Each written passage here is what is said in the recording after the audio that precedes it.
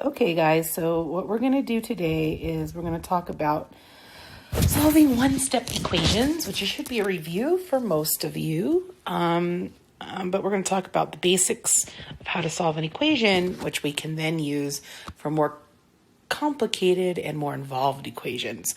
So understanding these basics is really important. All right, so sometimes what you guys will see is you'll see this little blue paw print in my notes. It just means it's from Blue's Clues. And if you watched Blue's Clues, it just means it's a clue. It's a clue. And that's my way of letting you guys know that it's something that I think is really important for you to know. All right, so our objective for today is we're going to be able to solve one-step equations by applying inverse operations. And we're going to get two situations that are going to happen. We're going to have adding and subtracting problems. Adding and subtracting. And then we will also have multiplying and dividing.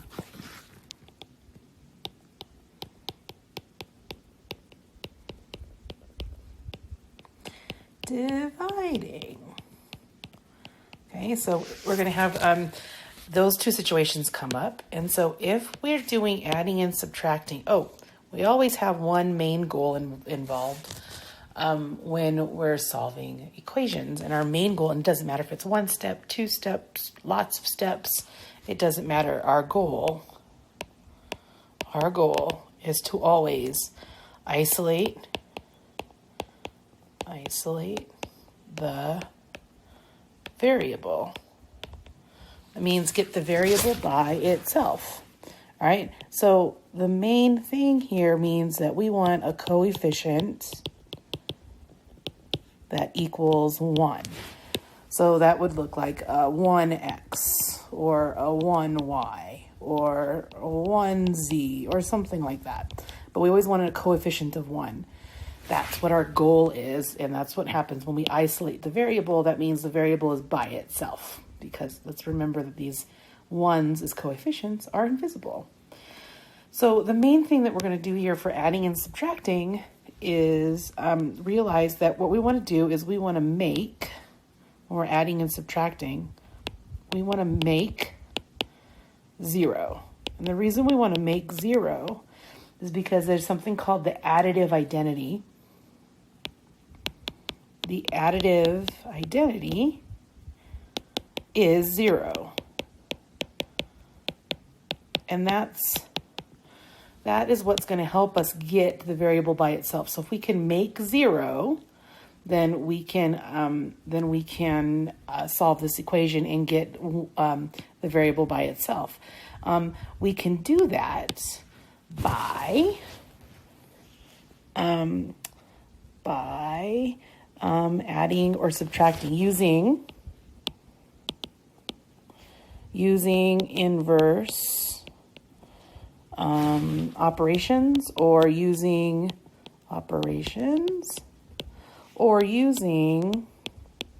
inverse signs. So I'll talk about what that looks like. Inverse signs. Okay.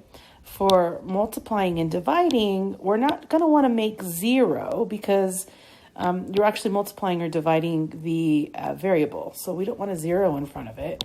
What we want to do is we want to make 1, because 1 is the coefficient. We want to make 1 here. And that's because there's something called the multiplicative identity. And that is equal to 1. Well, how do we do that, Miss Perry? Well, this is where we're going to use the inverse operation. Okay, so if you see multiplication, use division. If you see division, you're going to use multiplication. Okay. The reason I have this here is that it should look like a regular piece of lined paper to you, but it's sideways. And this is how I would, for those of you guys that have a hard time keeping your math organized and neat, I would say take your lined paper, move it sideways. I'm going to show you how it's going to keep everything super, super neat. and organized. And here's how we do that. So I'm going to start with this problem here, which is an adding problem. And here's why I like it, because it's automatically in columns for you, which is exactly how we need to do these problems. So negative 10 goes in 1, a plus sign, y, equal sign, and 3. So each part gets its own section. And what's so important about this is to realize that the equal sign is always going to be in that column. And then everything lines up nice and straight and vertical. Nothing gets moved out of the way. So remember, our goal is to get this y by itself. Well, it's not on one side of the equal sign, and it's not by itself. I've got this negative 10. If I have negative 10, well, what's going to make 0? So that's what we want to do here. We want to make 0. I want to make 0 here. Because if I make 0 here, then y is by itself. And so if I see a negative 10, what's going to make 0? A plus 10. But the other thing we need to know is that whatever you do to one side of an equal sign, you have to do to the other. So here, I'm going to put another paw print down here to remind us, whatever we do to one side of the equal sign, we must do to the other side. You have to. That's the rule. So if I add 10 to this side, I have to add 10 to that side. Okay? And here's what happens. Since everything is all nice and lined up, I can see that negative 10 and a positive 10, those make 0, which is what I wanted it to do. The only thing I have left is this plus y, or a y. So y, the equal sign, will always stay in this column. Don't ever move it. And then we have 10 plus 3, or 3 plus 10. And that's 13. So our answer is y equals 13. All right, so let's look at the next problem. So to set this up, every symbol gets its own column. So I get 10 plus y equals 4. All right, we want to get y by itself. This is our goal. Our equal sign is always going to be here. This time it's a positive 10. And if I want to make 0,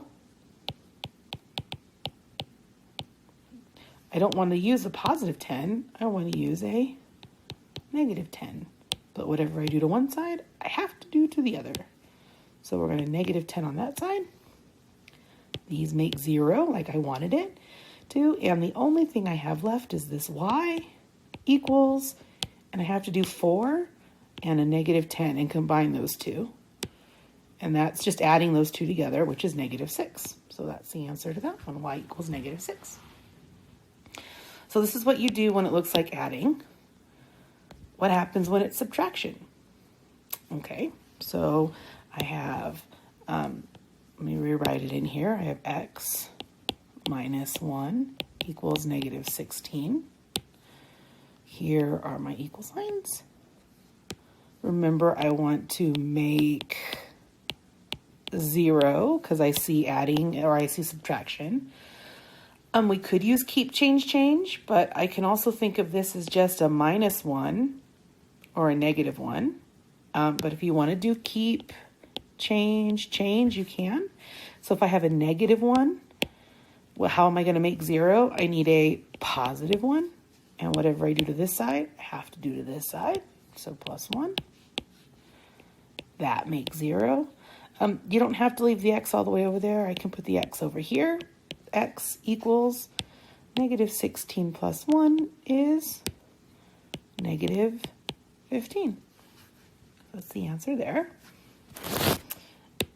For this one, I would encourage you guys to pause right now and try number 4 on your own. So I want you to pause this video, try number 4 on your own, and then when you're done, play the video back or unpause it, and then see if you guys got the right answer. Okay, so pause the video now.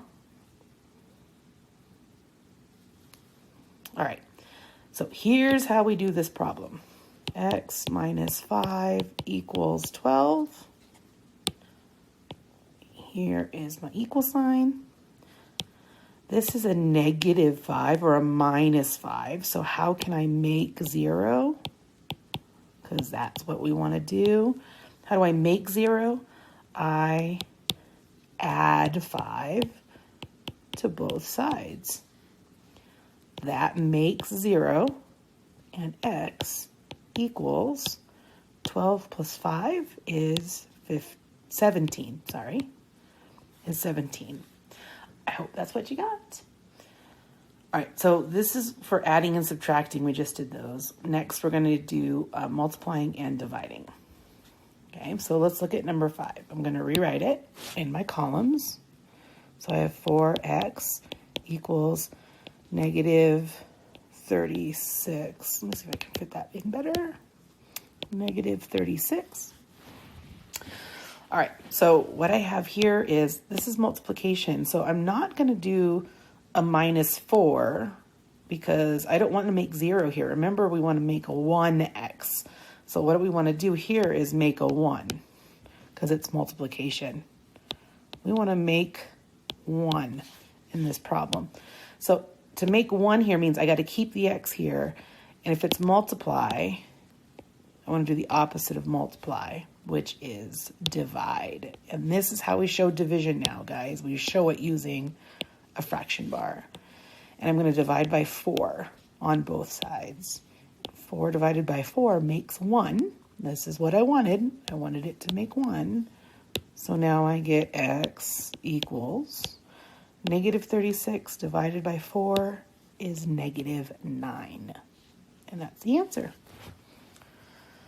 All right, for number 6, please don't skip it just because it looks like a fraction. That's not allowed in my class, just so you know. You have to do them, even if they have fractions in them, because this is really just a division problem. That's all it is. It's a division problem. So I'm going to rewrite it in here. X divided by negative 3 equals 12.